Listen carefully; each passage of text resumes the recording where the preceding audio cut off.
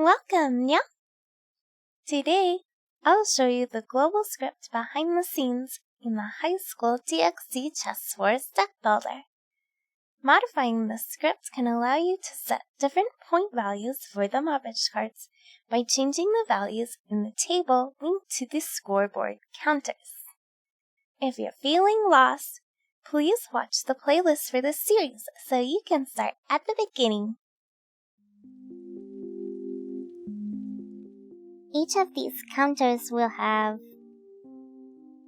I wrote a note on it, but if you go to this question mark here, you can copy the unique identifier to the clipboard, and that's how I identified them in my global script. As well as you would need to go to the zone, and to see the zones, we want to click F3 or go to the scripting thing that's third on the menu. And then if you click on this button here, we'll let you click on any of the zones, or you can draw a zone. And then if I didn't want it, I could just delete it. But just clicking on them will give you the unique ID that you need to add to the script. Then again, press F1 to go back to normal mode.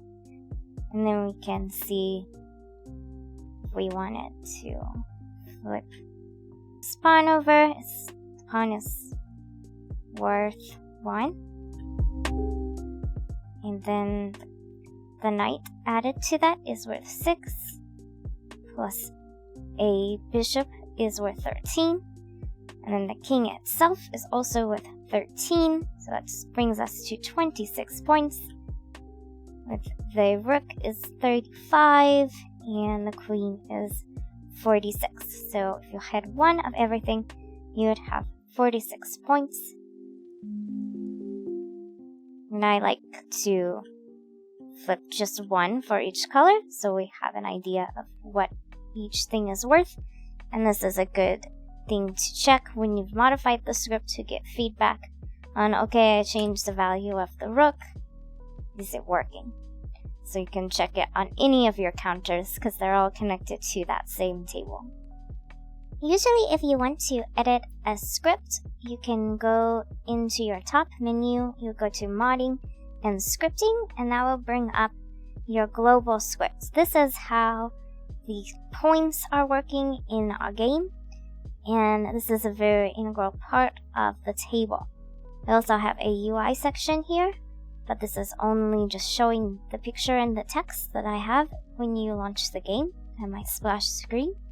And that's being noted here. It is from the Stardew Valley board game by Psychomon and Jaxus.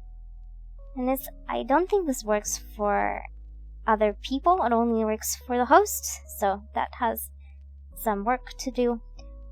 But if you didn't have this top menu, you could still get to this workspace with any of the items.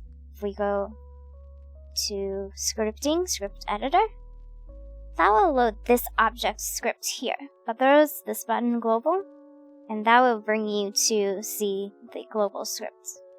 You just have to activate the script workspace, and then you can come here to global and edit how the points are working, or maybe some of the global that you would like to modify. In Tabletop Simulator uses Atom for editing, but I am primitive, so I'm just using Notepad++, an empty file that I've created, and I did name it Lua, so when I would paste the code, we can read it better.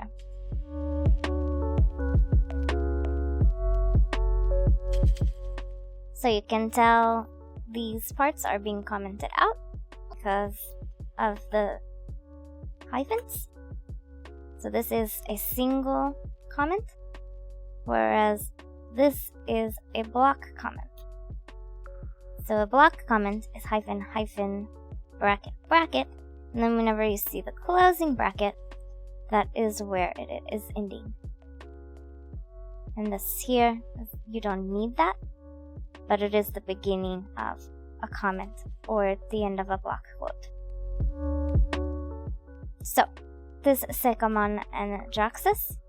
This is not commented out. That is going to mess up our script.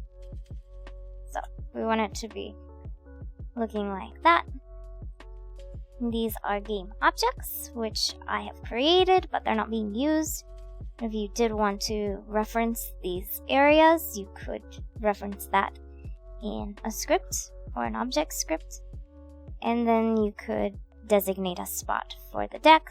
I learned what I know from Ludo Lodge, so if you want to learn more, I would suggest looking up that on YouTube.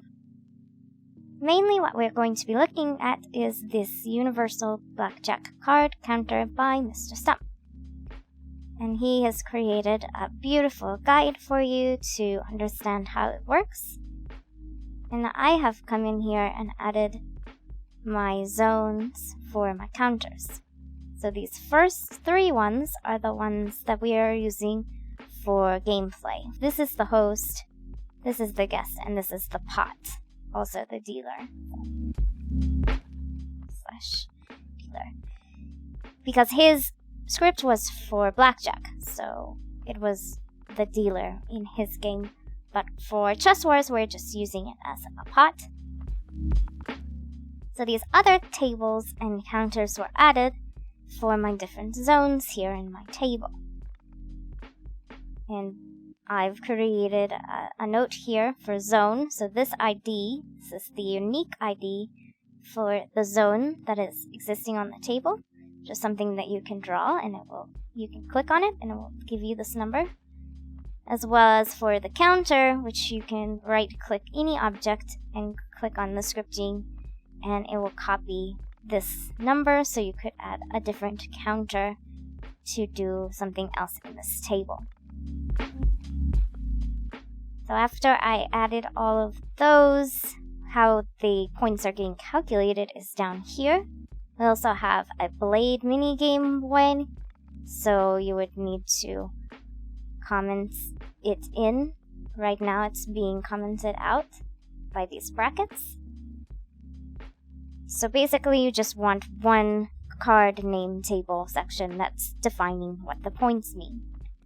In my game, we've got pawn is equal to 1, knight is equal to 5, bishop is equal to 7, rook is equal to 9, 11 is the queen, king is 13, and I also added wild for 17, and aces 0 is part of his blackjack script. I didn't want to remove it because I think that it would break something. I'm not actually using it, but I know that he's calling to the ace because in blackjack an ace can be a 1 or an 11, and that seems like it's part of this Lua that I don't understand as much. And I did try to comment out some of it, and the script was not happy, so I just left it the same way. And I made this part way more complicated so that we could set our own coloring system for Chess Wars.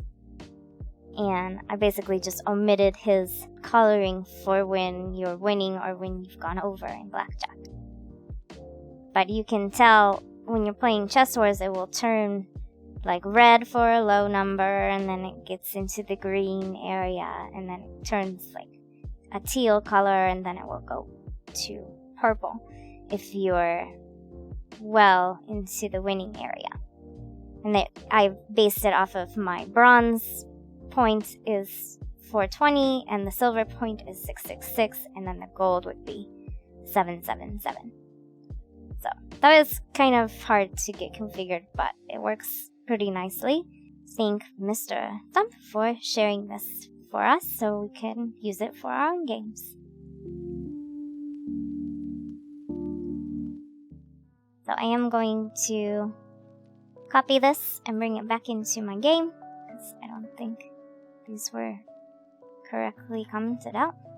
And then if you press the save and play button and you have done something to your table, like I have changed the table since I changed the script, we don't want to click this button. It will revert all the changes that I've made to the table. So I'm going to exit the script, Workspace, and then I will go to save and load. And I'm going to find my save. And I will overwrite my save with current save. And then we can load this new save. That way I get to keep my changes to the table as well as the changes to the script.